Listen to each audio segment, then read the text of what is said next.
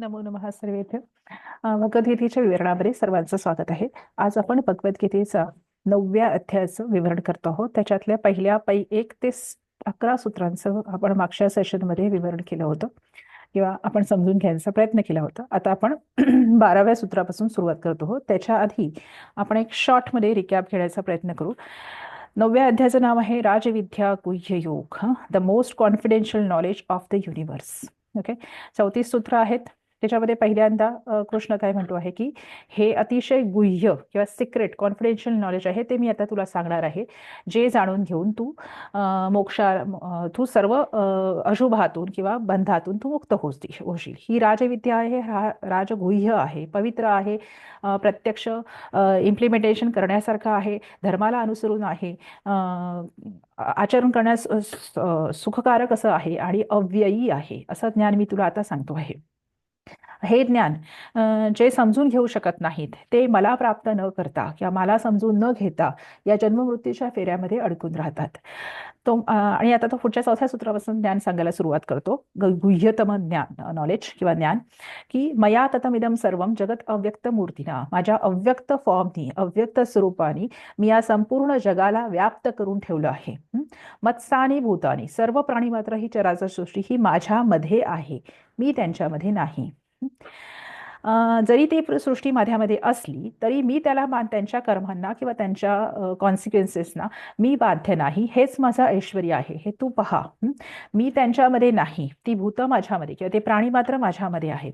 मी त्यांचा उत्पत्ती सृष्टी करता जरी असलो तरी सुद्धा मी त्यांना बांधील नाही त्यांच्या कर्मांना. जसं अवकाशामध्ये वायू असतो, परंतु वायूच्या कुठल्याही ॲक्टिव्हिटीजना अवकाश रिस्पॉन्सिबल राहत नाही, त्याप्रमाणे अशी ही बरीच जागा असते की जिथे वायू नसतो. ओके, सो जसा अवकाशामध्ये वायू स्थित असतो तसे सर्व भूत माझ्यामध्ये स्थित आहेत. याचा फार डिटेलमध्ये मागच्या सेशनमध्ये आपण विवरण केलेलं आहे. त्यामुळे हे कौंतेय, सर्व भूत ही कल्पाच्या सुरुवातीला मी या सर्व प्राणीमात्रांना जन्म देत असतो किंवा माझ्यापासून ती जन्म पावतात, त्यांची सुरुवात होते आणि कल्पाच्या एंडिंगला, कल्प जेव्हा संपतो त्यावेळेला ते माझ्यामध्ये विसर्जित होतात. आणि हीच माझी कृष्णलीला आहे. अशा प्रकारचे पुन्हा पुन्हा लीला ही सर्व भूतग्राम जे आहे हे माझ्यामध्ये प्रविष्ट होत असतं कल्पाच्या एंडिंगला, आणि कल्पाच्या सुरुवातीला माझ्यापासून उत्पत्ती घेत असतं आणि हा खेळ पुन्हा पुन्हा चालू असतो. आणि मी या खेळामध्ये अहम उदासीनवत आसीनम, मी त्यांच्यामध्ये न्यूट्रली लावून ते सगळ्या गोष्टी पाहत असतो आणि मी त्यांच्या कुठल्याही कर्मांनी बांधला जात नाही. माझ्या अध्यक्षतेखाली ही सर्व चराचर सृष्टी सतत नित्य उत्पन्न होत असते, काही काळ टिकत असते, काही काळाने तिचा लय होत असतो. त्यामुळे उत्पत्ती, स्थिती, लय अशा ह्याच्यातून ती it is undergoing through all this 3 stages and that's why जगत परिवर्तते. त्यामुळे जगत किंवा ही सृष्टी हे सतत परिवर्तनशील आहे.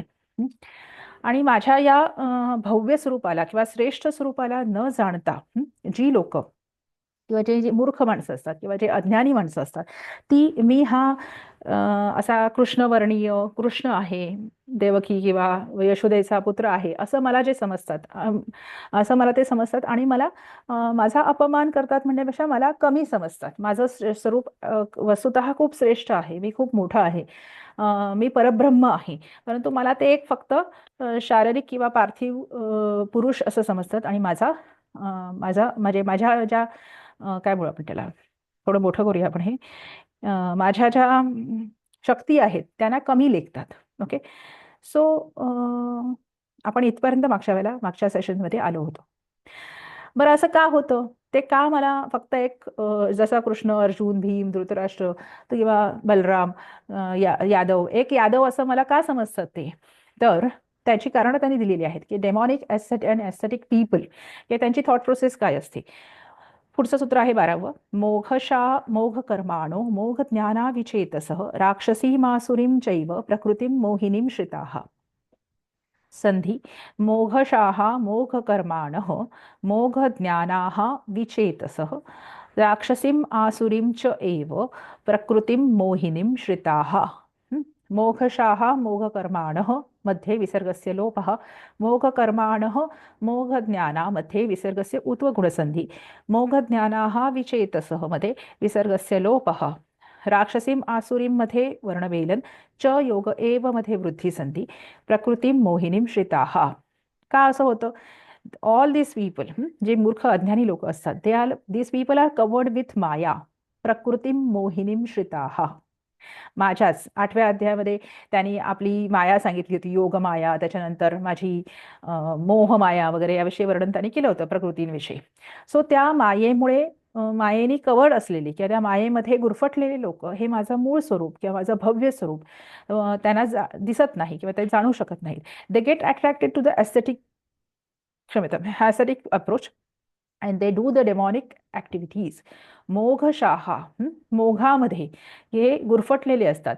मोघ कर्माणः, म्हणजे मोहामध्ये जे गुरफटलेले आहेत. मोघ कर्माणः म्हणजे तशा प्रकारच्या ॲक्टिव्हिटीज ते करत आहेत, तामसिक ॲक्टिव्हिटीज. त्यांचं ज्ञान मोहाने बांधलेलं आहे. विचेतसह, म्हणजे सत्सद विवेक बुद्धीने जे काम करत नाहीत ते काय करतात? राक्षसीम आसुरीम चैव प्रकृतीम मोहिनीम श्रितः. या मोहमायेच्या मोहमायेमध्ये आश्रित असलेले ते सर्व आसुरी राक्षसी कृती ते करत राहतात. Okay, so whatever they do, all their acts are like a सकाम कर्मा. आणि ॲज दे आर सकाम karma they goes in vain, so their knowledge also is fruitless. Okay, so अशा प्रकारचं त्यांचं सगळं सेटअप असल्यामुळे ते माझं मूळ स्वरूप किंवा माझं भव्य स्वरूपाचं ज्ञान त्यांना कधीच होत नाही. अन्वय बघूया. मोघाशाः मोघ कर्माणः मोघ ज्ञानाः विचेतसः राक्षसीम आसुरीम च मोहिनीम प्रकृतीम एव श्रिताः ते जनाः मानुषीम तनुम आश्रितम माम अवजानन्ति. मागचा श्लोक होता ना की मानुषीम तनुम आश्रितम माम तेन अवजानन्ति, असं त्यांनी म्हटलं आहे. तर ही सगळी अशा प्रकारची ही सगळी लोक ही मला जाणत नाहीत, माझं मूळ स्वरूप जाणत नाहीत. मला फक्त एक इथे पृथ्वीवर असलेला पुरुषधारी शरीरधारी पुरुष असंच ते मानतात. इथे बरेचसे पद्य आहेत, समस्त पद आहेत, आपण ते तेवढं बघू शकत नाही. आपण पुढच्या श्लोकाकडे जाऊया. पण अन्य म्हणजे ह्या मूर्ख लोकांच्या शिवाय जगात अन्य लोक पण असतात. त्यांच्याविषयी तो पुढे सांगतो आहे की एक असतात आपण पण समाजामध्ये बघतो, एक असतात बिलिव्हर्स ऑफ द गॉड, एक असतात non Believers of the God. म्हणजे एक असतात आस्तिक आणि एक असतात नास्तिक. तर आस्तिक लोकांविषयी त्यांनी या 12व्या सूत्रात सांगितलं. त्यांचं काय काय होतं की ते त्यांच्या ज्या आशा असतात त्या मोहानी व्याप्त असतात. त्यांची कर्म असतात ही सगळी मोहानी व्याप्त असतात. त्यांचं ज्ञान सुद्धा मोहानी, मोघ ज्ञान विचेतसः असं सगळं वर्णन त्यांनी केलं. आणि म्हणून ते मला जाणून घेऊ शकत नाही. बट माझ्या भक्तांचं काय किंवा जे माझ्यावर विश्वास ठेवतात त्यांच्याविषयी तो 13व्या-14व्या सूत्रात सांगतो आहे. महात्मनस्तु माम पार्थ दैवीं प्रकृतिमाश्रिताः भजन्त्यनन्य मनसो ज्ञात्वा भूतादिं व्ययम्. संधी बघूया. महात्मनः तू, पदविभाग सांगते. महात्मनः तू माम पार्थ दैवीं प्रकृतीम आश्रिताः भजन्ति अनन्य मनसः ज्ञात्वा भूतादिम अव्ययम्. महात्मनः तू, विसर्गस्य सतु सकारः, माम पार्थ दैवीं प्रकृतीम आश्रिताः भजन्ति अनन्य मनसः यनसंधी ज्ञात्वा भूतादिम अव्ययम्. But other people who remember me, they can pass through the Maya. And they believes in me under my divine control. They know the fact that I am the cause and result of all this world. मीच या पृथ्वीचा उत्पत्ती स्थिती लय करता आहे आणि माझ्यामध्येच ही पृथ्वी व्याप्त आहे. हे सम्यक ज्ञान जे मी तुला आता ह्या अध्यायात सांगतो आहे हे त्यांना प्राप्त होतं. म्हणून ते महात्मनः आहेत. ओके, महात्मनः हे पार्थ दैवीं प्रकृतीम आश्रिताः, माझ्या दैवी प्रकृतीमध्ये किंवा योग मायेमध्ये आश्रित असलेले हे लोक, अन्य लोक म्हणजे अदर दॅन दिस नास्तिक पीपल, ती लोक ते महात्मनः असतात किंवा ते महान आत्मा असतात. प्रथमा बहुवचन आहे. महात्मनः तू माम भूतादिम अव्ययम ज्ञात्वा, माम मला या भूतादींचा किंवा ह्या भूत प्राणीमात्रांचा, भूतादिम इत्युक्ते सर्व भूतांचं कारण, सर्व भूतस्य कारणम अहमस्मि इति ज्ञात्वा, आणि अव्ययम म्हणजे मी अविनाशी आहे, मी या सर्व प्राणीमात्रांचा मी उत्पत्ती करता आहे किंवा त्यांचं कारणभूत मी आहे असं मला जाणून ज्ञात्वा अनन्य मनसः भजन्ति. असे अनन्य मनाने मला माझं भजन करीत असतात किंवा माझी भक्ती करीत असतात. ओके. सो पुढे जाऊया आपण. सततं कीर्तयन्तो मां यतन्तश्च दृढव्रताः नमस्यन्तश्च मां भक्त्या नित्ययुक्ता उपासते. पदविभाग. सततं कीर्तयन्तः मां यतन्तः च दृढव्रताः नमस्यन्तः च मां भक्त्या नित्ययुक्ताः उपासते. संधी बघूया. सततं कीर्तयन्तः मां विसर्गस्य उत्व गुणसंधी. यतन्तः योग च विसर्गस्य सकार अनन्तरं ष्टुत्व संधी. नमस्यन्तः च विसर्गस्य सकार अनन्तरं ष्टुत्व संधी. मां भक्त्या नित्ययुक्ताः उपासते विसर्गस्य लोपः. आणखीन ते काय काय करतात की ऑलवेज सिंगिंग माय डिवाइन ग्लोरीज कीर्तयन्तः. हे आहे शत्रू प्रत्यय आहे प्रथमा बहुवचन. ते काय करतात ते ते सततम कीर्तयन्तः ते सतत ते माझं कीर्तन करीत असणारे. स्ट्रायव्हिंग विथ ग्रेट डिटर्मिनेशन. यतन्तः म्हणजे माझ्या प्राप्तीसाठी सतत प्रयत्न करणारे. यतन्तः अगेन शत्रू प्रत्यय प्रथमा बहुवचन. And humbly flowing down before me. यतन्तः काय यत धातू आहे ना, प्रयत्न करणे. कशाचा प्रयत्न करत असतात? दृढव्रताः म्हणजे अति कठोर तपश्चर्या किंवा कठोर व्रत करून मला प्राप्त करण्यासाठी प्रयत्न करणारे. नमन्तस्य च दे हम्बली बो down in front of me किंवा मला सतत नमस्कार करणारे किंवा माझ्यामुळे सतत नतमस्तक होणारे असतात. माम ते काय करतात? अशी लोक माम भक्त्या नित्ययुक्ताः उपासते. They constantly worship me in loving devotion. अन्वय बघूया. दृढव्रताः सततं कीर्तयन्तः म्हणजे कठीण व्रत आचरणारे. दृढव्रताः यतन्तः सततं कीर्तयन्तः सतत माझं कीर्तन गायन करणारे, माझा महिमा मंडन करणारे. च मां नमस्यन्तः सतत मला नमस्कार करणारे किंवा माझ्यासमोर नतमस्तक होणारे. च नित्ययुक्ताः आणि ह्या 3-4 पद्धतीने माझ्याशी सतत संलग्न असणारे. नित्ययुक्ताः म्हणजे माझ्याशी सतत त्यांचा योग असतो. ते माझ्या संबंधित चिंतन करीत असतात. नित्ययुक्ताः भक्त्या माम उपासते. भक्त्या तृतीया एकवचन. भक्तीने किंवा अनन्य साधारण किंवा शरण भावाने भक्तीने माझी उपासना करी असते. माम उपासते माझी उपासना करत असतात. आणखीन ते पुढे काय करतात? ज्ञानयज्ञेन चाप्यन्ते यजन्तो माम उपासते एकत्वेन पृथक्त्वेन बहुधा विश्वतो मुखम. पदविभाग. ज्ञानयज्ञेन च अपि अन्ये यजन्तः माम उपासते एकत्वेन पृथक्त्वेन बहुधा विश्वतः मुखम. संधी बघूया. ज्ञानयज्ञेन च अपि मध्ये सवर्ण दीर्घ, अपि अन्ये मध्ये यणसंधी, यजन्तः माम मध्ये विसर्गस्य उत्व गुणसंधी. इकडे माम उपासतेमध्ये वर्णव्यंजन. एकत्वेन पृथक्त्वेन बहुधा विश्वतः मुखम. विश्वतः मुखम मध्ये विसर्गस्य उत्व गुणसंधी. आणखीन जे म्हणजे भक्त, आता भक्ती म्हटल्यानंतर लगेच भगवं वस्त्र परिधान करून पूजा अर्चा करणारे किंवा भजन कीर्तन करणारे यांनाच फक्त भक्त म्हटलं जातं का? तर नाही. म्हणजे यांना भक्त म्हटलं जातंच, जे भजन कीर्तन करत असतात, रोज देवळात जातात, यांनाही भक्त म्हटलं जातं. पण त्याच्याशिवाय पण काही लोक माझी भक्त असतात, जे माझ्या सगुण भक्तीची किंवा सगुण रूपाची उपासना करत नाहीत. ते काय करतात? तर others engaging in yajna of cultivating knowledge worship me by many methods. म्हणजे some see me as undifferentiated oneness, non-different from them, while others see me as a separate from them. Still others worship me in the infinite manifestations of my cosmic form. Okay. म्हणजे आपल्याकडे पुढे त्यांनी भक्तियोगामध्ये वर्णन केलेलं आहे की सगुण भक्ती, निर्गुण भक्ती असे 2 वर्णनं केली आहेत, पण ती भक्तीच असते. सो भक्ती मार्गामध्ये अनेक प्रथा आहेत. फक्त पूजा अर्चा करणाऱ्या मंडळींनाच भक्त म्हटलं जातं किंवा सगुणतेमध्येच जी उपासना केली जाते त्यालाच भक्ती म्हटलं जातं असं नाही. तर भक्तीचे वेगवेगळे प्रकार आहेत. तो काय म्हणतो आहे की एक मिनिट. हा, अन्येच विश्वतो मुखम माम. हं? विश्वतो मुखम असं त्यांनी म्हटलेलं आहे. विश्वतो मुखम म्हणजे सर्वतो मुखम, म्हणजे संपूर्ण विश्वामध्ये मीच आहे किंवा माझं मुख आहे असं जाणणारे. आता हा थोडासा निर्गुण भक्तीचा भाग आहे.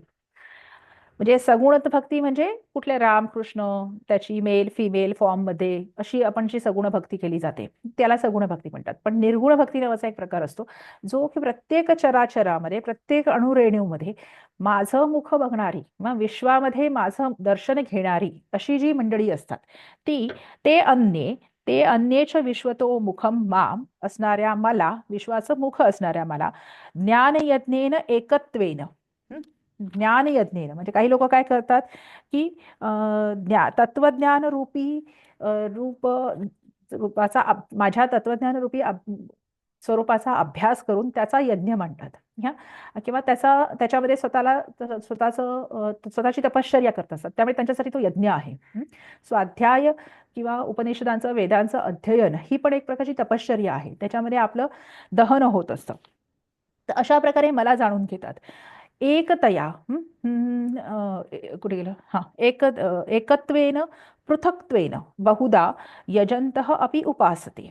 त्याचं म्हणणं आहे की ज्ञानयज्ञानी काही लोक त्याच्यानंतर एकत्वेन म्हणजे भक्ती नवविधा भक्ती मार्ग जो आहे त्याच्यामध्ये एक स्टेज अशी येते की परमेश्वर आणि भक्त हा एकच होऊन जातो किंवा एका लेवलचे होऊन जातात.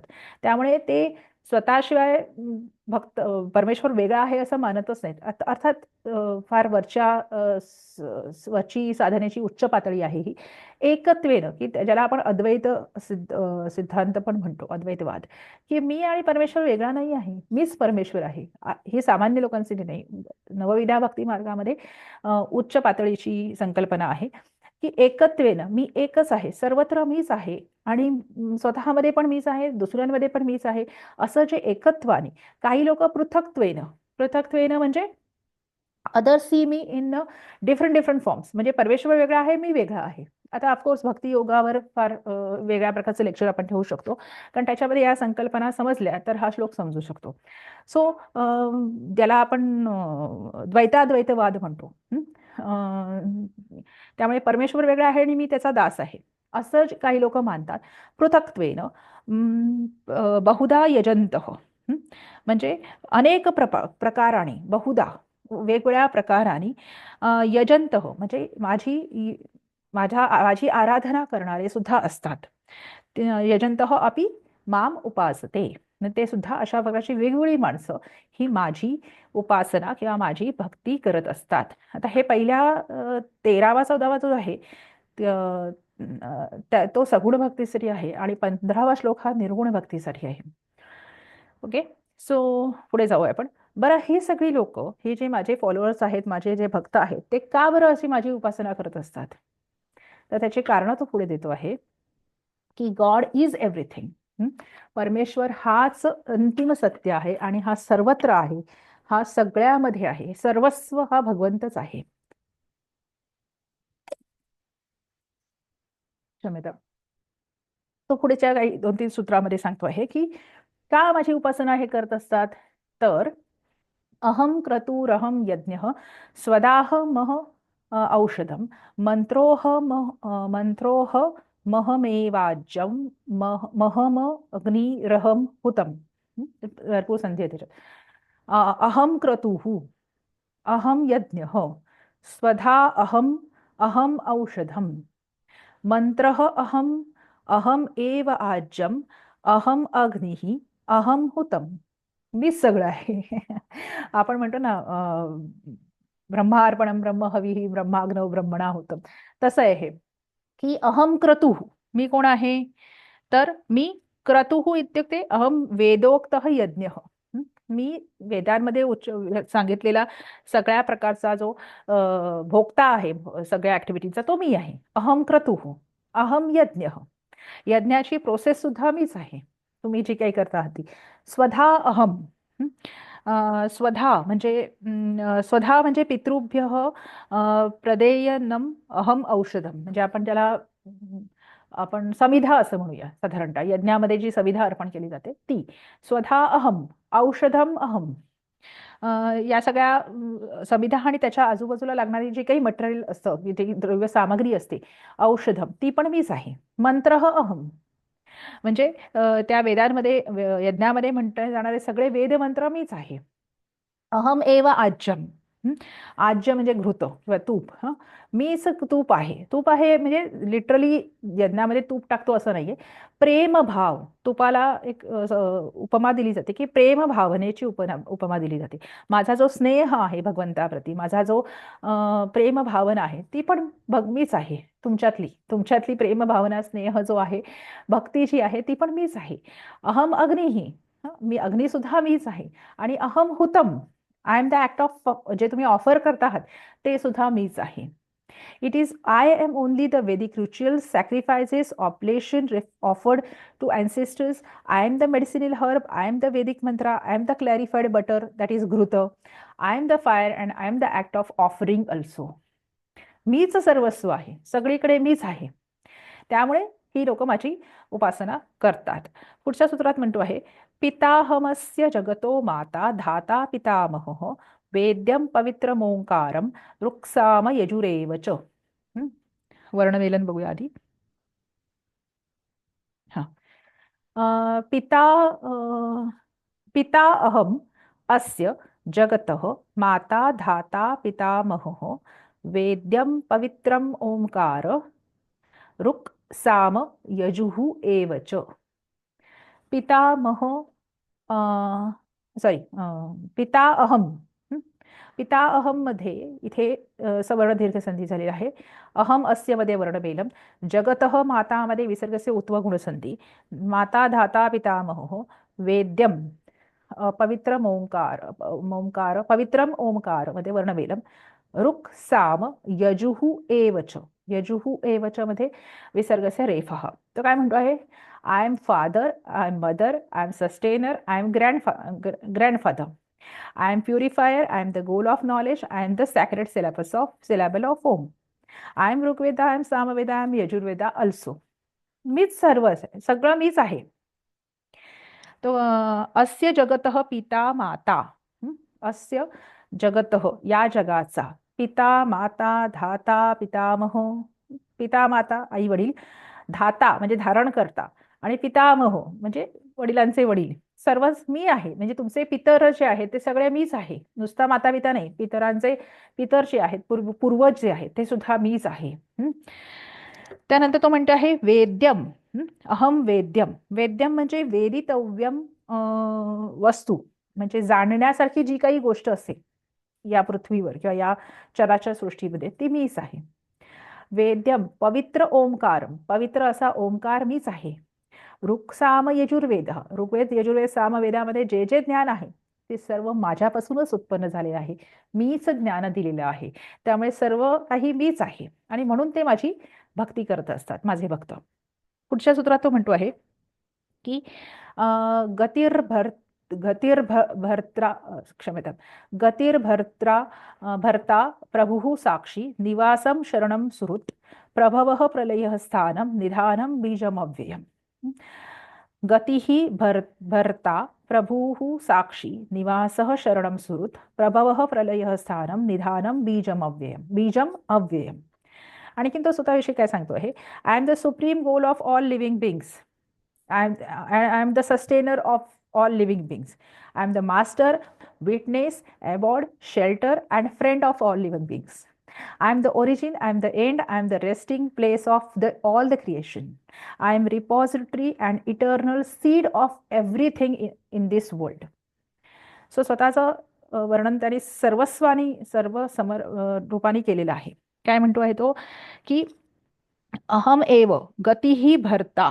गतिही म्हणजे काय की आपण म्हणतो ना, गहना कर्मणो गतिही, म्हणजे आपली जी गती असते किंवा आपला जो पुढे जे फ्युचर असतं, कर्मांची जी गती असते, ती गती किंवा कर्मफल जे असतं ते सगळं मीच आहे. किंवा मीच देतो आहे तुला. अहम गतीही भरता प्रभुहू, प्रभू म्हणजे स्वामी, त्या कर्मफलाचा स्वामी पण मीच आहे. साक्षी, स्वामी मी आहे पण मी इंटरफेअर करत नाही, मी फक्त साक्षी भावाने बघत असतो की काय चाललंय. जसं आपण आपल्या मुलांचे अभ्यास घेताना करत असतो की आपणच त्यांना शिकवत असतो, आपणच त्यांना सगळं देत असतो, पण आपण त्यांना फारसं वाचवत नाही किंवा आपण त्यांना मदत करत नाही, कारण त्यांना त्यांच्या पायावर उभं करायचं असतं.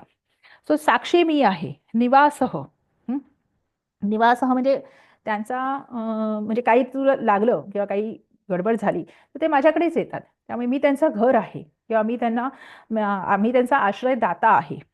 निवासह शरणम म्हणजे शरण येण्यासारखं, त्यांच्यासाठी शरण येण्यासारखं सुद्धा मीच आहे. सुहृत, मी त्यांचा मित्र आहे. प्रभवः म्हणजे उत्पत्ती करता त्यांचा, सगळ्या सर्व सृष्टीचा उत्पत्ती करता मी आहे. प्रलयः, प्रलय करता पण मीच आहे. स्थानम, स्थानम म्हणजे आधारः, त्या सर्वांचा आधार मी आहे. त्यांना कुठल्याही प्रकारचे रिसोर्सेस मी प्रोव्हाइड करत असतो. ते आपण पहिल्या तिसऱ्या अध्यायामध्ये बघितलं होतं, कर्म यज्ञाचं जे सायकल आहे ते.